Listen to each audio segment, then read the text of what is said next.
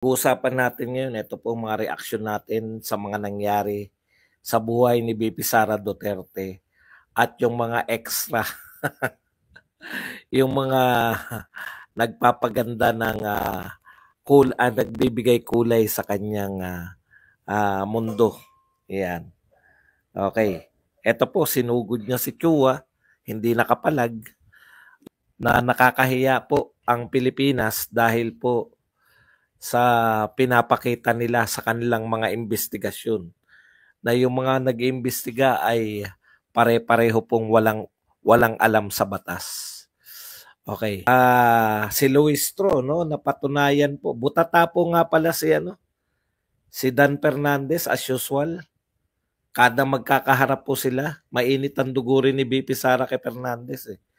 Naunawaan ko po si BP Sara eh. Alam niyo yung mga matatalino, galit na galit po yan sa mga mahina utak na nagdudunong-dunungan. O in general po yan, hindi ko po sinabing patungkol yan kay Fernandez, kay Dan Fernandez. Pero po, si Beatrix, si Luis Tro po, ang dami na pong magagaling na abogado na nagsasabi na ang nagagalingan lang daw kaya Luis Tro, yung mga bobo. Pinatunayan niya pa niya minsan, no? Yung ginagawa niya sa Kongreso ngayon ay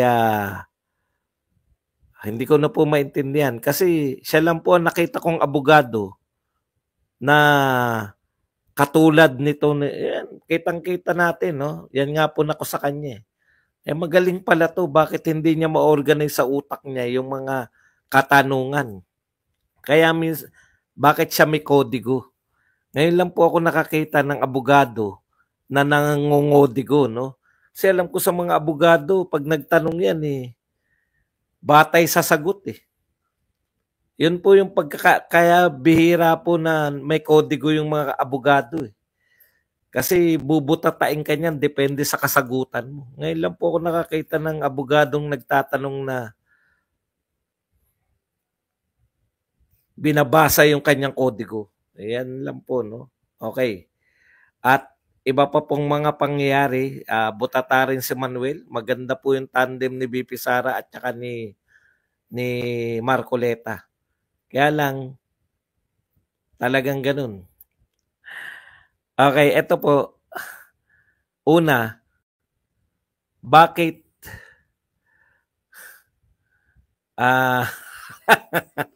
sobra naman kaya daw dito siya dahil hindi nababasa ni Tatay Diggs. Ambisyoso ka. Ambisyoso ka. Okay. Okay, dito po sa anong tawag dito? Pati po si Laila de Lima na numero 1 anti-Duterte. Tignan niyo naman po. Laila de Lima. Naniniwala si dating Senador Laila de Lima na illegal ang paglalagay kay OVP, Chief of Staff Yusek Zulaika Lopez sa correctional facility. Alam niyo po yung mga nag-utos, yun po yun. Kaya kino-question po ni BP Sara to si Chairman Chua. Dalawa na pong mga dilawan, anti-Duterte. Yung nagsasabi kanina si Luchi Cruz. Baka nagkamali lang si Luchi Cruz. Hindi po. Sa pangalawang pagkakataon, sinabi po ni Luchi Cruz, yun lang nga nakikita niyang mali. No? Yun lang ang nakikitang mali ni Luchi Cruz. Yun pong sabi nga niya, bagamat mali yung mga tinura ni BP Sara, lalo na yung mga pagbabanta, eto po, maliwanag po na paglabag to. Lahat po ng mga marunong magbasa at babasahin ninyo para saan po yung correctional for women's. Hindi po yan para kulungan ng mga kapritsyo. No? Wala po nakalagay dyan na yan ay kulungan ng mga nako-contempt. Contempt lang po. Kino-question pa nga kung bakit kinontempt eh. Di ba? Yun nga po ang pangunahin. Kaya nga po yung human rights, nagtataka kami, basic human rights po. no? Right to life, liberty, and possession. Yan po ang pinaka-basic na no? Magkaroon ng buhay, mabuhay, magkaroon ng kalayaan, at magkaroon ng pag-aari, no?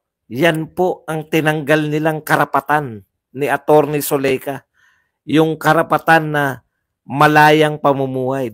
You are depriving liberty, no? At ang nagdi-deprive ng liberty, supposedly siya yung nakakulong dapat.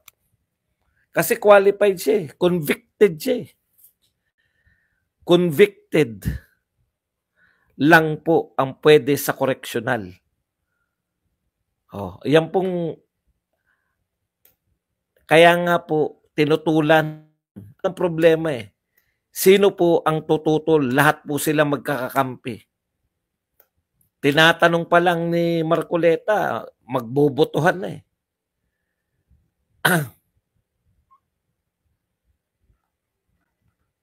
No?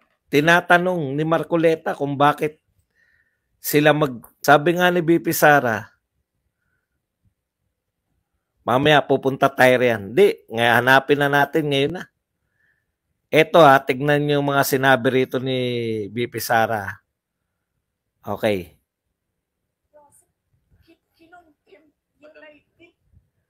Dinitain yung tao for due process, sir. I need explanation. Tinatanong kita kanina. Appointing authority. USEC. Hindi mo alam. Inakusahan mismo ni BP Sara na hindi alam. No? Maraming hindi alam. Tinitest lang siya ni BP Sara eh. Napapahiya si Chua kasi wala talaga siyang alam sa batas. Dinideprive ninyo yung tao ng isa sa pinaka-basic na rights, yung malayang makapamuhay, no? Malaya sa pagkakakulong. Rights to live, liberty, and private property. Yan po yung pangunahin. Yan po ang mga pangunahing karapatan ng bawat mamamayang Pilipino. Ayon po yan sa konstitusyon. Ngayon, kung ito po ay tatanggalin mo sa isang tao, dapat napakabigat. Halimbawa po, right to live. Pwede mo lang tanggalin yan sa tao kung siya ay nanlaban. Alam niyo yun? Kung o kaya ipagtatanggol mo ang iyong sarili. No? Kung babawiin niya yung karapatan mong mabuhay, may karapatan kang unahan siya. Kasi basic right mo yun eh, na mabuhay. Kaya may karapatan kang ipagtanggol yung buhay mo laban sa buhay niya. Yan lang po ang yung right to life, yun lang po yung pwede. Yung right to liberty po, talagang napakabigat ng kasalanan mo para ikaw ay mawalan ng kalayaan. Alam niyo po ba yung ibig sabihin ng mabigat? At ito po ay dumaan na sa proseso, no? Dumaan na po ito sa proseso ng hukuman. Hukuman lang po ang pwede magsabi na ikaw